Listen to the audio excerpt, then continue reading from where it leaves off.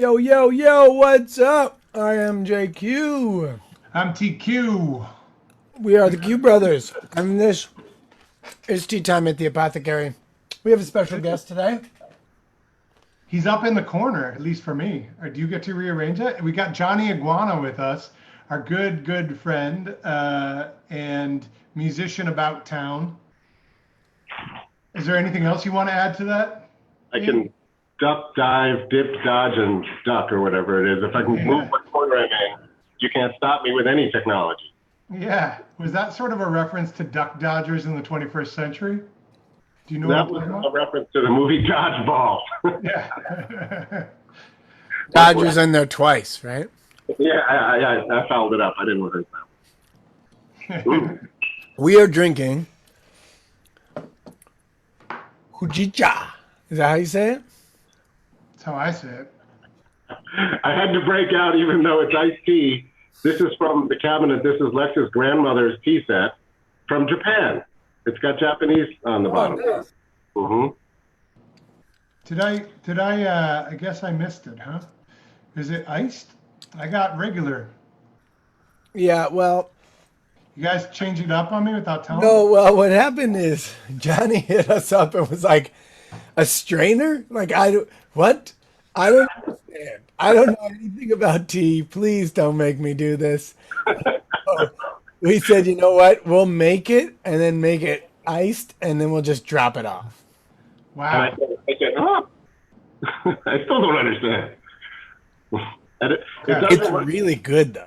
Really good. It reminds me of some of my favorite times of like I'm in the Tokyo airport and choosing which iced tea I'm going to have, and I'm hot, and it's really like woody, earthy, good green tea, which is my favorite kind of time to drink tea. Which I miss traveling like that. How many times have you been in the Tokyo airport? I mean, I've been to Japan on 3 separate occasions, probably 6 times now or something. Cool. That's awesome. I've never been, and I really want to go. And life is conspiring to delay that for Yeah. me. So, it's all right. What are you going to do? Yeah, speaking of which, life has conspired to delay many things right now, especially for live musicians. It's a pretty difficult time. I know you initially, and I'm sure still, are you feeling it pretty hard. So many gigs canceled, and just the interaction of and joy of performing for people, and not just that. You're not one of these people that performs but doesn't go out to see other people. You're an active member of. Live music. You're an active live music consumer. Yeah, and you've never been a part of the sucker scene that says things like school night. And so, I'd like to see your 7 o'clock show, but it's a school night. I don't know how that adds up. yeah, exactly. So I know you're feeling it extra hard. What's going on? What's keeping you afloat? What's bringing you joy right now? And what makes you feel good? Well, you and I are in the same boat. Music and theater are kind of joined at the hip that way, and who could have foreseen a world where just like gatherings can't happen? I mean, like there's all kinds of ominous things in the air at times where people are afraid of this and that, but just gatherings being canceled is something we didn't see coming. So that's rough, and so we're all rooting for science and. My mantra. I wanted to make the back of the Claudettes T-shirt say "When in doubt, go out," because I always felt that if more people in this world, when they were having their discussions in their house, should we go out tonight? I don't know. It's drizzling or like something I got something to do tomorrow. If everybody made that decision to go out to that theater, to that music venue, to that art gallery, can you imagine what a wonderful place this world would be if that was just the way it was in general? Everyone that was on the fence, and it's also when in doubt, go out. Means that some people are just not out of the equation. They're the sucker scene you're talking about. They're not going to go out anyway. I'm not talking about them. I mean, all the people that are liable to. But then all of a sudden, recently, I was realizing I'm glad I didn't make those shirts because when in doubt, go out seems to almost be to like deny the virus. It's just like, no, open up Maryland, like Free Michigan, right? Yeah. Yeah. Hilarious. Well, it had its time and place, and I hope that time and place will be back. Within the not so distant future, let's say. But um, in the meantime, But Well, in the writing, meantime, to answer your question though, writing, although writing right now, it's hard, I've been saying it's almost like we're in the eye of a storm and it's hard to assess everything and put it into words is right now. Like I might be doing some writing, but it doesn't reflect like these times. It's too kind of gargantuan. I feel like we need some perspective to reflect on them. But in the meantime, instrumental music is always good for that, and as Jay knows, been doing a lot of that, working on on instrumental music, and also the Claudettes. One of our first Zoom calls we had after all of this started happening in March.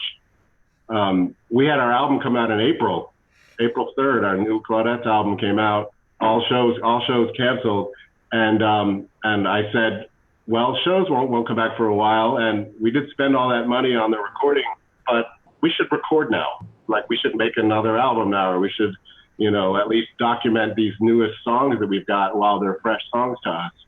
So we've been doing it COVID style, where this piano where I'm sitting right now, I recorded to a click, and then vocals got recorded, and then bass and drums got recorded. And we're gonna add guitars and listen what else. So it's gonna get built over months, and there's no plan of any kind of release or anything. At some point it will, but everyone was totally instantly down with doing that. The live streaming thing is, some people are better suited for it, and I think the four of us in the Claudettes, we like to travel and write and kind of be together and have adventures, but like putting up a Venmo and playing a set for low fidelity is not appealing to any of us. So right.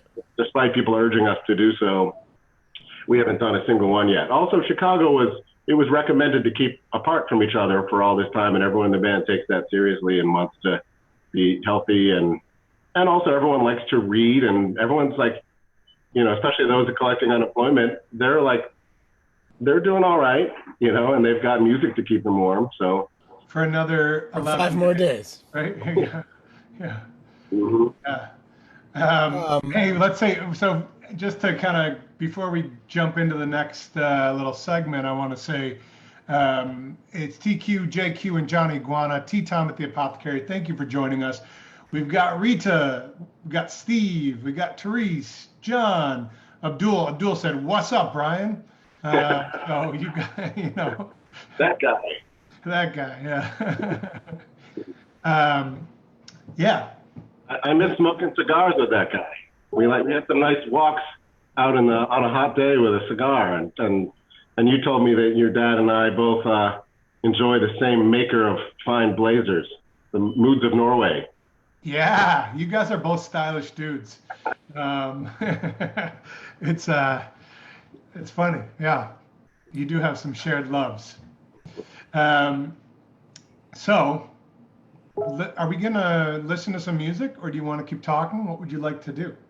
Oh, well, I wanted to wish you a happy birthday, a late happy birthday here, and I worked up a song that's some real Chicago music, and I wanted to play you, and then I'll tell you a little more. I was going to tell you some thoughts on the song, but I thought that would give it away, so I'm just going to play this is for you, because you guys are like my Chicago family, so I thought that this would be something that would be meaningful, and it would move you deeply.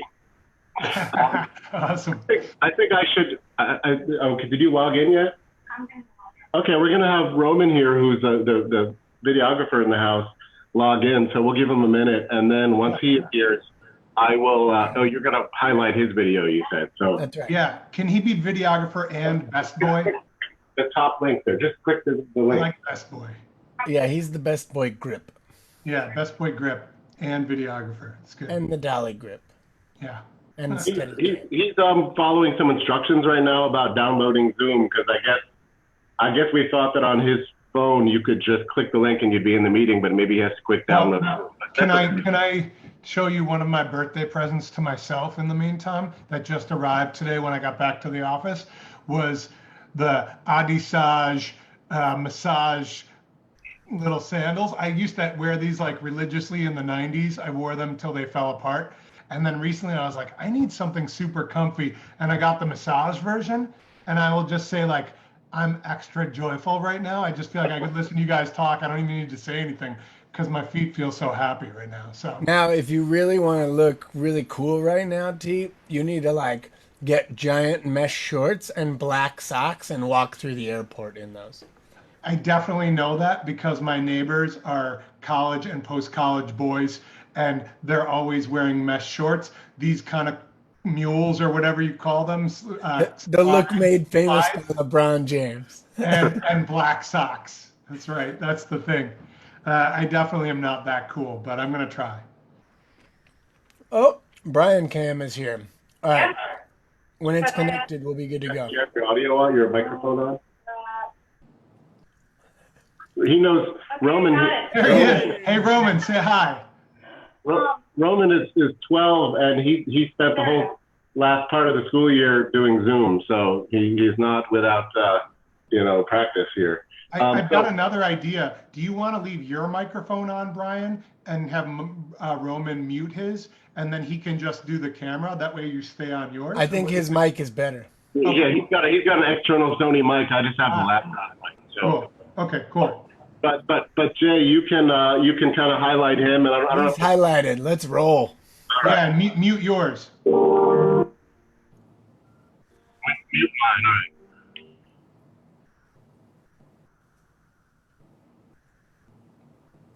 Hey, guys, Roman's still muted. It's not working.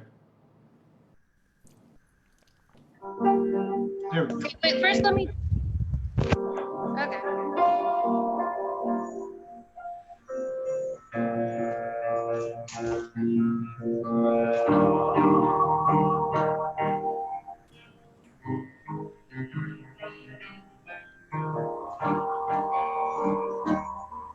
You know what?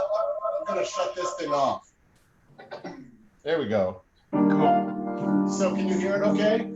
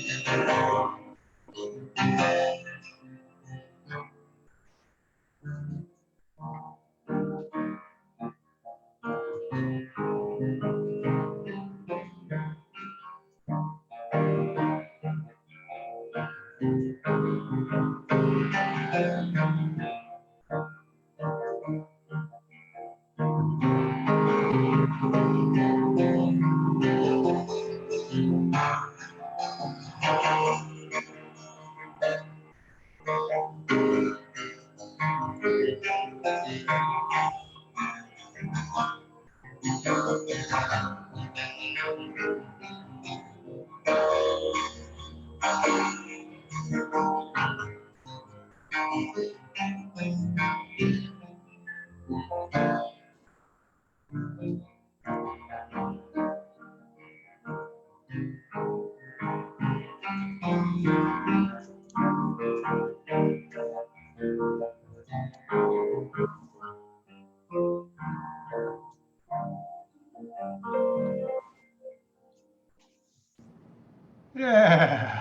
Thank you, sir. For That was some a reason, nice, it's on a, nice little Smashing Pumpkins 1979 birthday song. I love it. What, Roman? for some reason, it's on a really wide angle, like, lens. Looks It good. looks good. You know, I was gonna say about wait, why is it doing this now? Your mic is not on, and it's feeding Oh, back. okay. I'm just gonna- Okay, so this is better, right? I'm just gonna. Maybe you should mute yours now. Can you mute yours now? Okay. I think we're working it on out here. Yeah, it's all good. The funny thing is, when I was in Oh My God with Billy O'Neill, I remember he and I were always so amused, actually really amused the fact that how much we completely saw things in opposite manners, where he loved a lot of Smashing Pumpkins, but his least favorite Smashing Pumpkin song was that one, and it's by far my favorite Smashing. I always thought that was quite an interesting phenomenon with the two of us, but the song is like a standard in its melodic, like the beauty and the heart and soul of that tune. I'm like, that's perfect for a piano tune, isn't it? Yeah, it's beautiful. Thank you. Thank you. Yeah. And yeah, Jay, can't hear you. It's like drenched in nostalgia. I love that song so much. did you say you can't hear me or you can? No, I was saying Jay, I couldn't hear, but okay. he had it muted. Oh, I see. Yeah, it really is. And, you know, I met Anthony via New York City, but you became like my sort of entry into Chicago of just like a circle of friends. And I remember at first I was going to work out a Pixies song for you. And I thought about Here Comes Your Man, but I found a version on YouTube of some older gentleman playing that song on piano, and it was so cheesy and awful that it just turned me off to the idea no matter. I could picture that. I could picture someone doing a really cheesy version of that. Taking like what Black Francis is and turning it into a piano, like a soft piano ballad kind of thing, just kind of. Yeah, totally. I've heard people do, what's the one that was in Fight Club with the high voice? So, Officer Rosa, you know? Yeah. I'm forgetting the name, but yes. That one I've heard people do in a sort of like. I've heard a number of versions of that. Yeah, it works. It's nice, and you know, people have discovered that there's great chord changes and kind of harmony in those Pixies tunes, kind of like ramshackle punky stuff, but there's really like legit great chord changes in that music. Yeah. I mean, you and I have had lots of discussions about this. The Pixies are one of my favorite bands of all time. And I feel like I may be wrong, and maybe I'm just old, but they still feel relevant and contemporary now. Like they feel like they can stand up against just about anything, and it doesn't sound old to me. It sounds and like there's something so like unpremeditated about it. It just sounds like, you know, that they like practiced and wrote, but it just sounds like it just happens. I don't know. There's something. Yeah. Makes everyone else seem like stiff and composed. You know. Yeah, I agree. But I remember that was your example of some rock you did like during an age where you guys were feeling like hip hop was it, like that really ruled everything in that period in the 90s. And that's why I also wanted to maybe see, can I work out a Tribe Called Quest song or something? Yeah, well, hip hop and jazz, because you and I bonded over organ jazz. I remember it was Jimmy Smith, and you turned me on to Reuben. Like I was a Jimmy Smith head, and you turned me on to Reuben Wilson, which has become sort of a standard part of my, organ jazz catalog now. So, didn't you used to go to the Hammond Heroes thing at Elbow Room? Yes. Right? Yeah. Seen some great people there. Big John Patton was one of my favorites. I'm an organ head, and I'd be friends with you anyway, but I'll say it makes our friendship extra sweet, the fact that you are a monster on the keys. So is there anything you want to tell me about this tea that I should know, apart from I'm enjoying drinking it? Is this like brand you favor? Or is this the style of tea that is you know many varieties of, or what? It's a style primarily. I mean, there is a brand behind it, but we source it from a very good tea supplier. But it's really, this is our house brand. But this is the organic Houjicha, which is like a roasted green tea. So it gives it that sort of like, it's not burnt, it's not smoky. I know we've done like, I know Alexa has done like Lapsang Souchong, which is the smoked tea, black tea, where you've done like ribs or meat smoked with that because it gives it that kind of like smoky tea flavor. But this one is just roasted, and I think it has kind of this nice like somewhere between hay and wood kind of flavor that is really. I mean, I was sitting here just drinking it thinking, I'm having such a good cup of tea right now. Yeah, green tea gets like kind of grassy, it can, and this takes that note like away and brings a little more earthiness to it. I think. Like actually when Greta dropped it off, she used the word smoky, and maybe that wasn't. You're saying there's a distinction there that it's more woody and like toasted. Yeah, it's like toasted rather than smoked. That's what I like, and that's maybe Jay, maybe you just like know me and knew I would like this one, because if it was smoky, I like smoky food. I don't like smoky drinks. I agree. I'm not like a Scotch person. Scotch guy. Yeah. And also just like, German smoke beer. They used to have one always at the map room, and I felt like someone dropped their bacon in this like, I don't get it, and I won't abide by it, but woody green tea, that's kind of what I'm looking for. I really like it cold. I probably like this anyway. Yeah, there's something about this one. I like this one cold a lot. It's not the one that people recommend like best as iced tea, but I do it all the time because I just think it's like, then it also slows me down so I don't just like chug it, because like the woodiness kind of, then I just need a sip and it lingers for like a good minute in my mouth. Well, I can assure you it's excellent hot as well. So yeah. I feel like I've been wrong in my mind. Green tea is like low on the caffeine scale, but is that not true compared to other kinds of tea? Sort of medium, right? Medium. But it's higher in another substance that chills you out as well, so it can get kind of balanced. Theanine, right, T?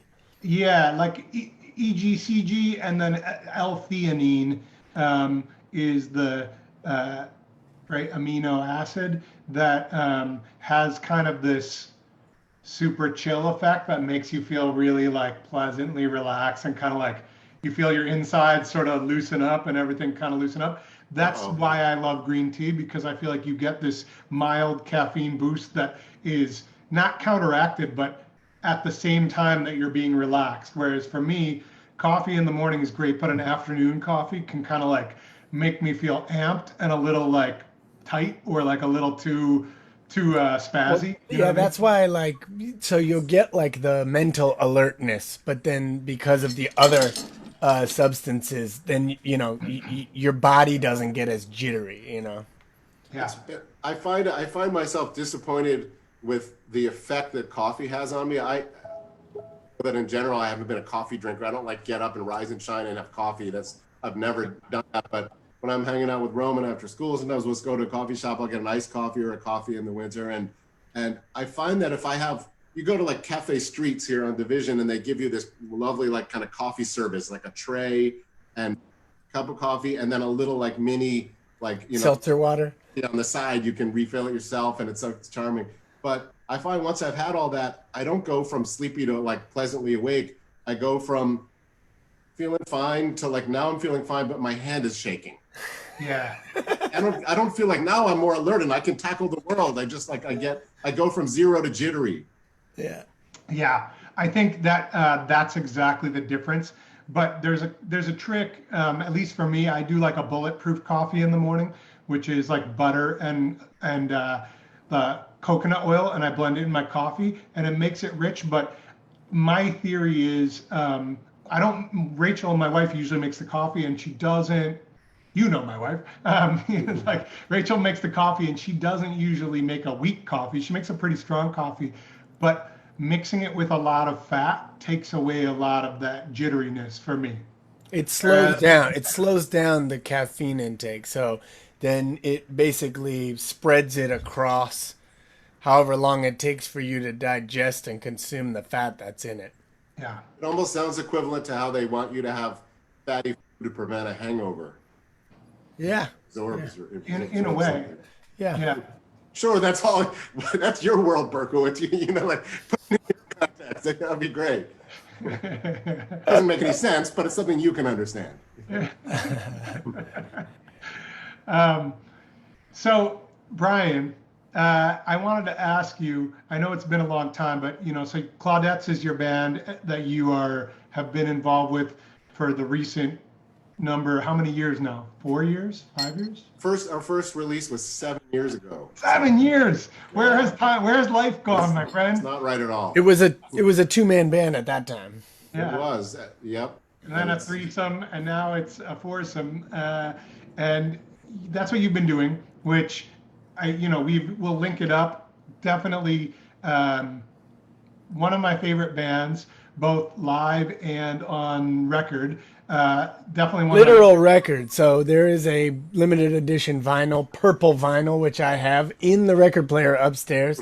So people, if you love vinyl, and it sounds so good. It just really sounds great, and you put it on, it's so warm and lovely to listen to on vinyl. So people, yeah, we had to put this. I mean, it's rootsy music, and rootsy music really should also at least live on vinyl, if not exclusively. Then it should be available that way. Yeah. Hopefully not exclusively for me, because I still don't have a record. I do actually. The kids have a record player, but I don't use it very often. So, but yes. So you should check out Claudettes. But where I was going was, in the meantime, you referred to them to Oh My God, which you did. That's when I first met you. Oh My God was your main gig, and also one of my favorite bands. In between the two, you had a band with this guy, JQ, called Them Versus Them, which was cut a little short. But before that, the reason that you ended up in Chicago, I just think it's so interesting for many people to hear about, if you don't mind talking about, is that you ended up through somewhat of chance joining the Junior Wells band, right? Well, that was where When in Doubt, Go Out came from, because it was Exactly. And the only reason I went out to meet my friend was because he was currently in a subway coming from Upper Manhattan to Midtown. Couldn't reach him. We didn't have cell phones at the time when I was a kid then. And so I'm like, Nick is already on his way down. I guess I'll go meet him. Just leave him so straight, because I didn't feel like going out anymore. It was raining. And so I went, and it turns out my regular bar was a blues jam that night. And it was hosted by this piano player that had recently been in the Junior Wells band. And he told me Junior was going to be at Manny's Car Wash in Manhattan the next night. And we went together, and they still didn't have a piano player. And I ended up joining the band and moving to Chicago. Yeah, I love that story. There would have been no circumstance I can imagine where I would have ever. I guess maybe I might have met you if I kept in touch with Rachel, because we worked together in New York City. But I think it's unlikely I would have moved here. I hadn't cut. New York is a powerful magnet, and I grew up in Jersey and Philly, and then I lived in New York, and I've only been there a year and a half when I met Junior Wells. What year was that? Now historians disagree. It was 1994. Okay, so if you had somehow stayed in New York, and because I arrived in '97, there's a chance we would have known each other, since it's through my wife Rachel that we met. But it was really, she moved to Chicago and was like, I have this friend that I used to work with that joined a blues band, and I think he ended up here in Chicago. And it happened to be the night she reached out to you. You were playing a gig, and we went out, and the rest is, at least for me, history, as they say, because our families have become quite intertwined in the meantime. Indeed. Yeah. I wasn't planning on leaving Warner Books, and I only worked there 11 months or something when I had to go in and say I was leaving and moving. So I probably would have stayed there for a while and met you there. Yeah. Yeah, and I remember you told me because I knew who your boss was. She was still there when you left, and she's a cool lady, and you had said essentially, "I'm sorry, I would never do this. Like a chance of a lifetime. Can you please? Am I right? Like, can you please send all my stuff at my desk home to my parents' house because I need to take off or something along those lines."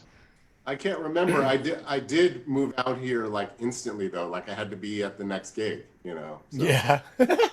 Yeah, I And, thought it was like international gig was going to happen like imminently, and it was like, if you're joining, we're leaving shortly. Yeah, there was an Australia New Zealand tour for 30 days right away. Wow.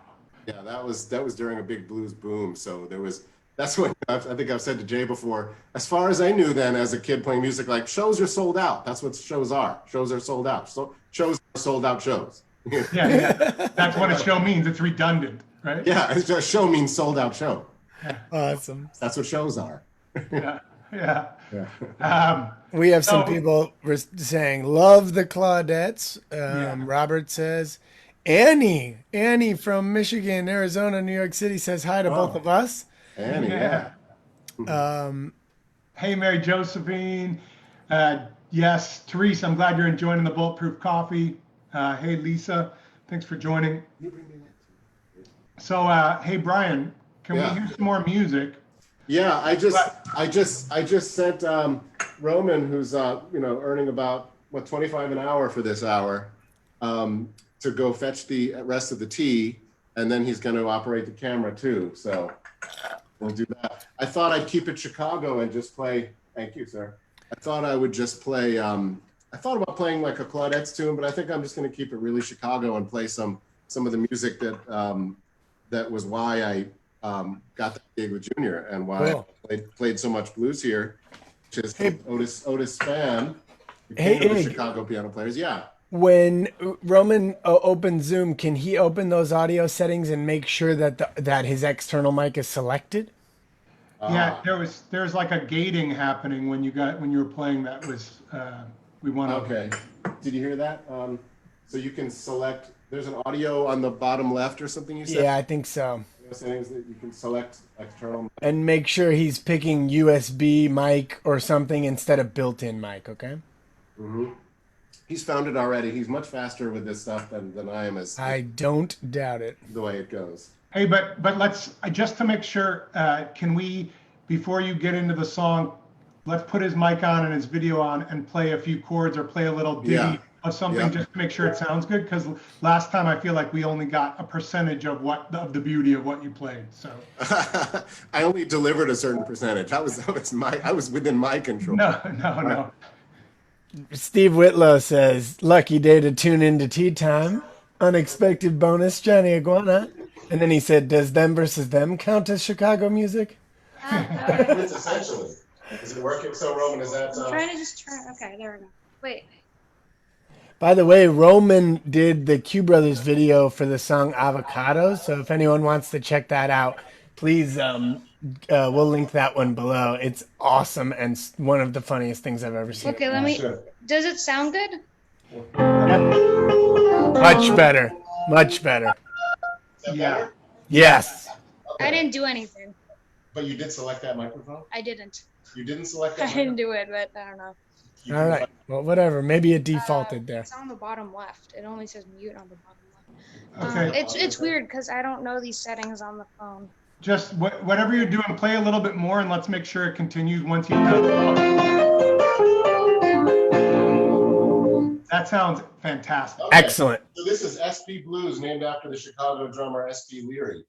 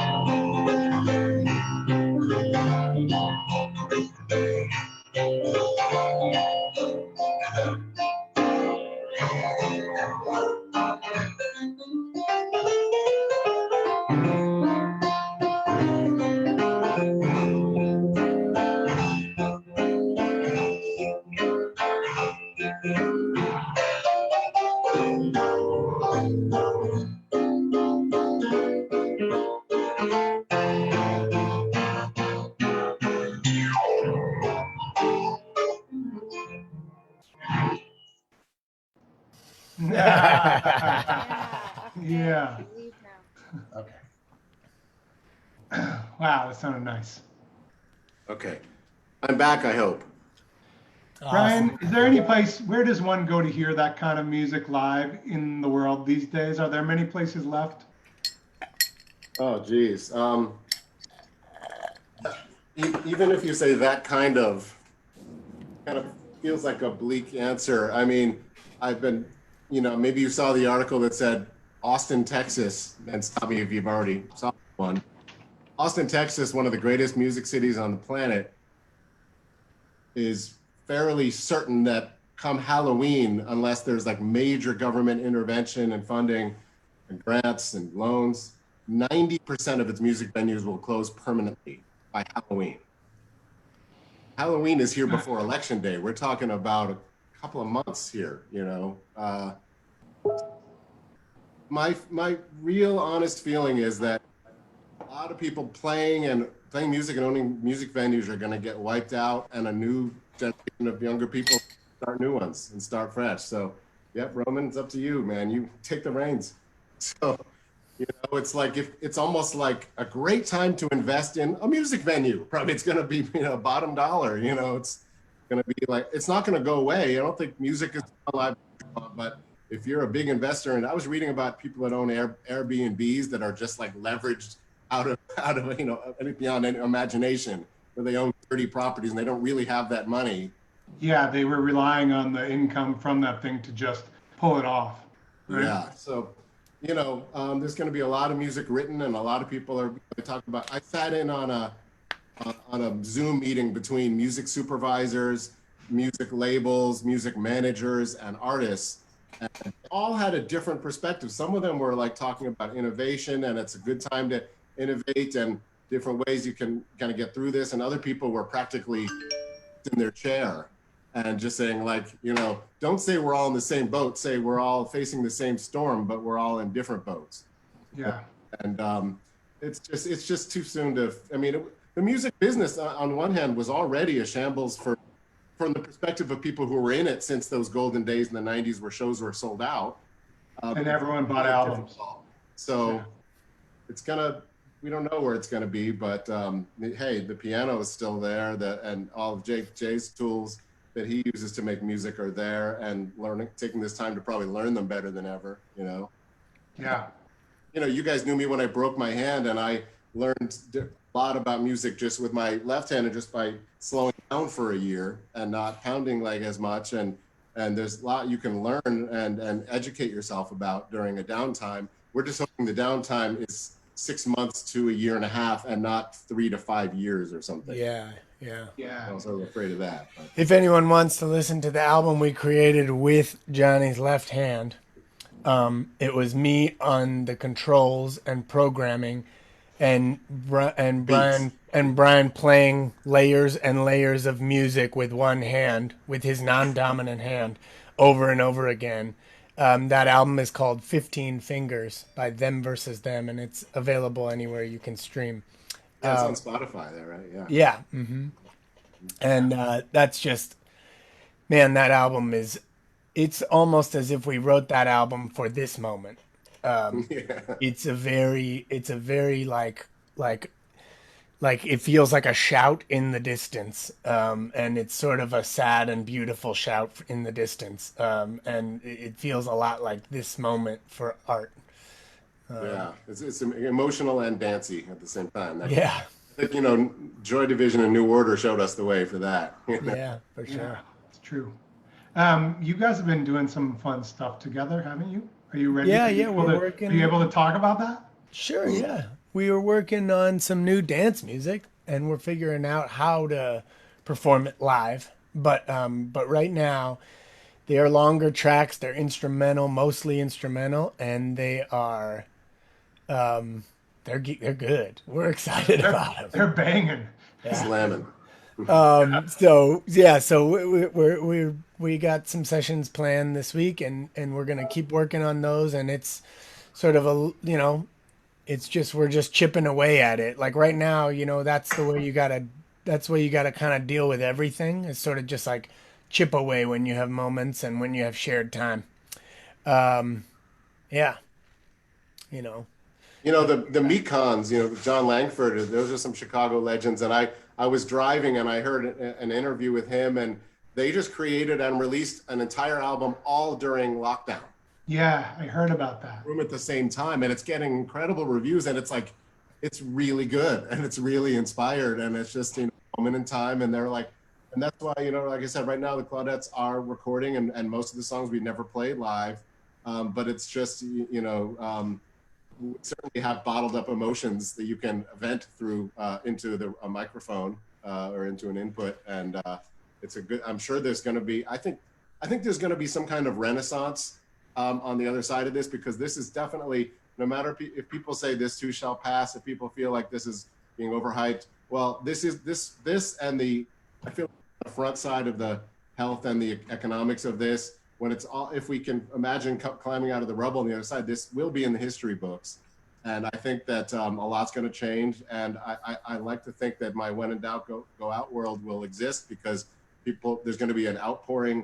People that didn't even know they wanted to create and perform probably will. People that are going to get back into it with vengeance, and people are going to want to go and consume all that. Yeah, I agree, or at least that's my prediction too, and I am going to do my best to make that happen. You know what I mean? Like, it's certainly. I probably haven't always chosen when in doubt, go out as much as I should have, and I think that. Thinking about it today and hearing you guys talk about it, feels like, what was I doing those times that I decided not to? Stupid. The Claudettes did have one song that is like pertaining to the pandemic, right? And so I just want, maybe we can link that video below, because it's an awesome video. I wash my hands of this. Yeah. Yeah, it's great. And it's great. It's excellent. Yeah, we got a bunch of friends to partake in that, including our friend Zach has known the bass player from Fishbone for a long time, and he joined us in on the fun, and so did some acting and other musician friends. We just created it each in our own homes, and the video you're seeing is people putting down their parts. That's great. Put it all together. So. Teresa's asking, Brian and Jay, do you feel it's harder to work on new material when your exposure to live events is limited? For example, my writing is always better when I've been reading a lot. Yeah, potentially. I mean, it's hard to work on a live act, I think, because getting inspiration for a live act is hard. But new material, just like you can read a book, we can still consume music. right now, and so I'm actually consuming massive amounts of music and getting really inspired by the different things I hear and the different really like ways to mix music and things like that. So I'm really excited by all that, and I feel like I can't wait to figure out how that turns into live performance and in what shape we see that in. You know.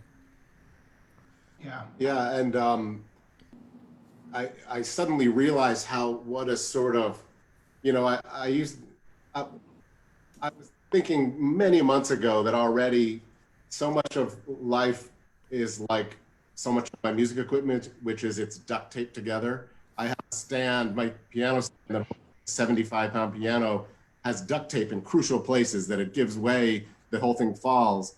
And I have that piano prop that looks that I wrap around. Yeah.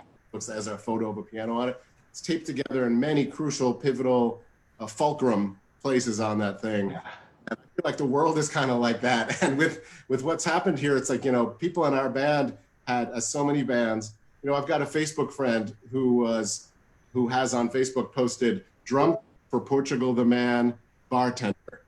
And I was like, man, that sounds like a great life, going out and, traveling with a really big time band and being friends with those musicians and surely being a musician yourself. Then you come home and your people, your crew at your bar, all wiped off the globe instantly in a heartbeat. So, and in our case, our band, everybody had side hustles, some kind of job that they make money with while they're home, and health insurance with that all gone. So to have live shows taken away is one element, and the rest of it, it's all just a full construct. Yeah. If you want to go that route. The scaffolding for an artistic life has been removed, right? Yeah. For many people. So for writing, people initially said to me, man, I bet you're on a tear with writing. And I was like, I'm mostly sitting on the floor in the closet sobbing. I'm not really on a creative tear. I have excellent tea, though. I have excellent tea while I'm sobbing. Yeah, the salty tear is actually exactly. Like, it's a really nice, it's good with the toasted green tea. It's saline, nice. But definitely, I think some people are doing the must perform and they're doing the live stream. I think it's just different for everybody. And part, like instrumental music is appealing to me more for writing now than lyric music, because it's just, I can't really process. Usually I write more like love songs and songs about a concept that I thought of that has nothing to do with the world at large, and it's all just sort of thrown off the rail at the moment. I don't know what to write about right now. I'm just gonna find some chord changes that speak for me. Yeah, for sure. It feels a lot like, what do you say? So inside of it, right? There's no headline for this. Yeah. If it were me, I would write a song about this legendary party that happens in your basement every August almost, and how it's not going to happen. I'm pretty bummed about that, I gotta say. Yeah. Not to stay on the bum tip for too long, but Brian, that's one of my favorite evenings. Your birthday party. Of the year. Your birthday. It is something I've never taken it for granted to have. Billy Boy Arnold is 84. Chicago legend, who's Bo Diddley's right-hand man, gave him the name Bo Diddley, played harmonica on his chess sessions, and he's gotten to be a friend, and I've played on many recordings and done many tours with him, and he came to my party, but first he called me on the telephone to say, hey, what cognac you drink? And he doesn't drink anything. But he said, what kind of cognac you drink? I'm like, as far as what you can get at the store, if it's not a Matthew Scholar, product, I like Remy, and so he gets like a gift bottle and brings it over. And then when he gets here, says, I got to pick up my brother at the airport. He can only stay a little bit. But I find out later that was just an escape route for him if he needed it, which he didn't take, because like 5 hours later, he's holding court outside. Yeah. I've also got 20-year-old punkers coming over, and everyone's playing music together and spilling out into the backyard. I never took it for granted. I felt really like proud and happy that I was able to pull off, that I exist in this kind of connected spot between those different scenes. Yeah, different scenes, and like maybe 3 to 4 generations in between, really.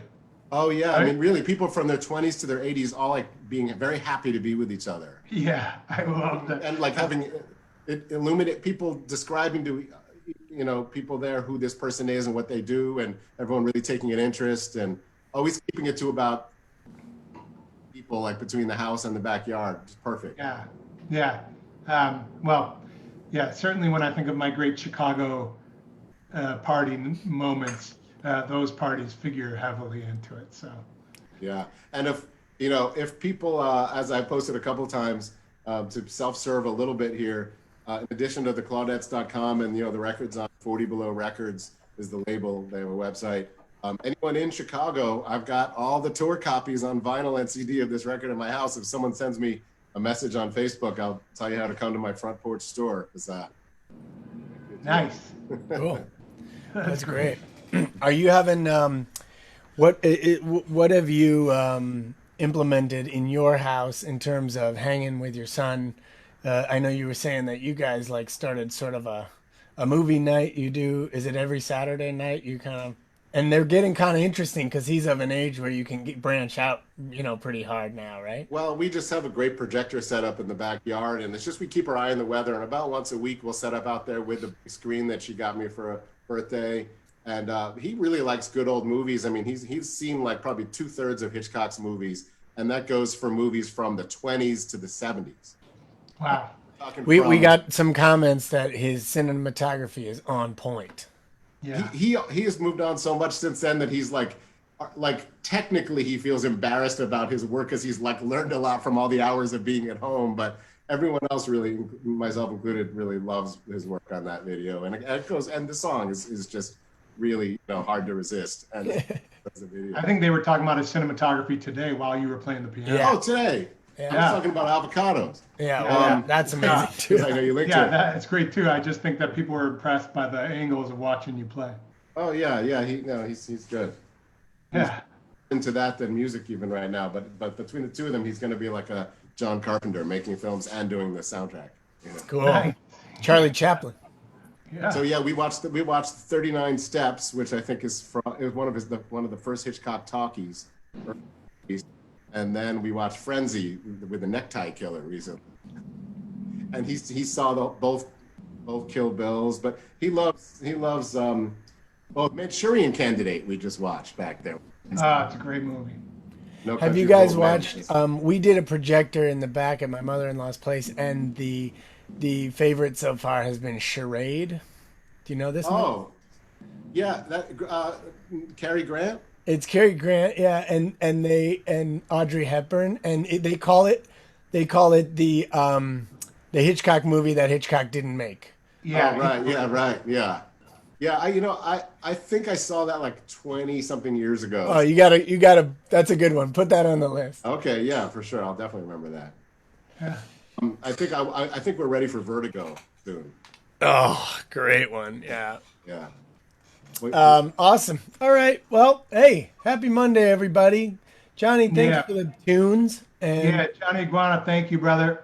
Sorry, I didn't get the technical part together for the first one there because you're I going set to up be as back. We're going to have more times of this. I hope you'd agree to that. Yeah. So we'll have lots of opportunities to continue. Oh, I forgot to show you two things. First, my first bit was going to be something like, "This is tea, ain't it? This is tea. This is tea." Right? But that's not. It doesn't really go anywhere. But the other thing was, just look at this one. Oh, wow. hey, You've number 37. that's for blood pressure. Yeah, I got this years ago, and it turns out I pretty much needed the pills. But I did like the tea though. I like drinking this. It doesn't have like a taste that you have to like get down. I thought it was actually Yeah, most of them kind of just taste like, kind of straw, kind of earthy taste, It has all the ingredients right on it: mistletoe, horsetail, yarrow, valerian, calamus root. Oh, Yeah. Anrica flowers. Arnica. Arnica. It's a little faded. By the way, is this still good? How many years does this live in my cabinet? It's fine. You'll be fine. Probably at some point, some of the compounds might not be as potent as they once were, but they're not going to be harmful. You could certainly drink it. So I will. have a cup of that, and then I think I'm going to be able to see you later in an outside visit, correct? Mm-hmm. Yes. Yeah. I'm excited about that. I wore my fancy shirt for you. Well, I wore Me too. I wore a very Spartan shirt. I thought it was it was people would be impressed. I felt. Yeah, I'm impressed. I'm impressed. All right, John and Steve, Love you guys. Mary Josephine, and Carry everyone on. saying goodbye and thank you. Bye, everybody. Brian. Brian, you stick around on for a second. I want to talk to you. Okay. I'll stop. Bye, everybody. Much love. Peace out, everybody. See you soon.